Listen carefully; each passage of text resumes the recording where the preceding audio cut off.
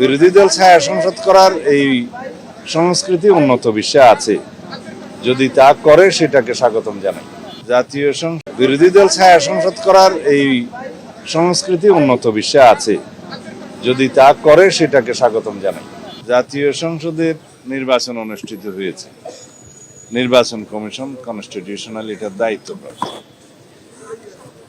সংসদ সদস্যদের শপথ গ্রহণ অনুষ্ঠিত হবে ইনশাআল্লাহ আগামীকালকে সকাল 10টায়।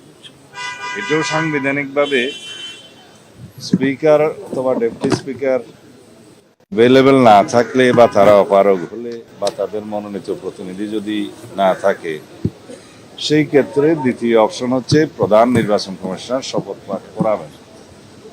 সেই হিসাবে আগামীকালকে সকাল 10টায় জাতীয় সংসদের নির্বাচিত সদস্যদের শপথ গ্রহণ অনুষ্ঠিত হবে। এইটা প্রধান নির্বাচন কমিশনের সাংবিধানিক এখতিয়ার আছে।